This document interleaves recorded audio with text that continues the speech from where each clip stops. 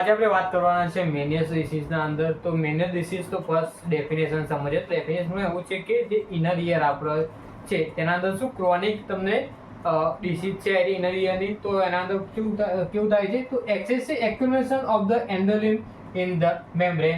Means કે જે એન્ડોલિપ હોય છે ફ્લુઇડ આપણા ઇયરના અંદર, એ શું થાય છે, એક્સેસિવ થઈ જાય છે જે મેમ્બ્રેન હોય છે એના અંદર. તેને શું કહેવાય છે, મેનિયસ ડિસીઝ. તો મેનિયસ ડિસીઝના એની ડેફિનેશન છે. એના અંદર તમને એક ટ્રાયલ દેખવા મળે છે જેના અંદર વર્ટિગો, હિયરિંગ લોસ ને ટિનિટસ તમને દેખવા મળે છે.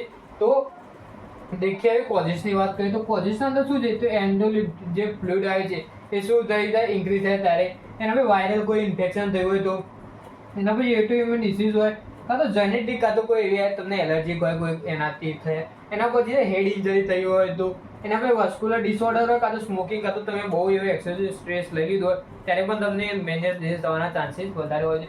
એના પછી વાત કરીએ સાયન્સ સિમ્પટમ, તો મેં તમને ફર્સ્ટ કીધું એ રીતે કે તમને ટ્રાયલ દેખવા મળે છે. તો એના અંદર જે હતું એ રીતે કે વર્ટિગો, હિયરિંગ લોસ ને ટિનિટસ તમારે દેખવા મળે છે. એના પછી નોઝિયા, વોમિટિંગ, સ્વેટિંગ અને હેડેક પણ તમને થઈ શકે છે સિમ્પટમ અંદર. હવે વાત કરીએ ઇન્વેસ્ટિગેશન, કઈ વસ્તુ છે જેનાથી આપણે શું કહીએ છીએ ઇન્વેસ્ટિગેશન. તો ફર્સ્ટ છે હિસ્ટ્રી અને physical examination. Means history correction કરીને ફિઝિકલ એક્ઝામિનેશન. એના પછી છે પ્રોટોન ઓડિયોમેટ્રી કરશું. એના પછી છે સ્પીચ ઓડિયોમેટ્રી.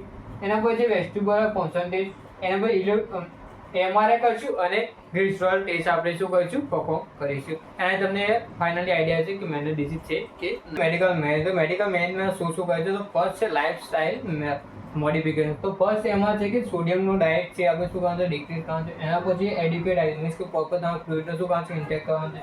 એના પછી avoid caffeine, alcohol, smoking stage, means કે જે સ્ટેજ છે આલ્કોહોલ છે, સ્મોકિંગ છે, આપણે શું કરવાનું છે, અવોઇડ કરવાનું છે. એના પછી રેગ્યુલર સ્લીપ એન્ડ એક્સરસાઇઝ, જો પ્રોપર તમારે સ્લીપ લેવાની છે અને પ્રોપર એક્સરસાઇઝ કરવાની છે. એના પછી ડ્રગની વાત કરીએ તો બીટા હિસ્ટામાઇન છે, ડાયઝેપામ છે, ઓલ્ડોસ્ટેરોન છે, ડ્યુરેટિક છે અને કોર્ટિકોસ્ટેરોઇડ છે.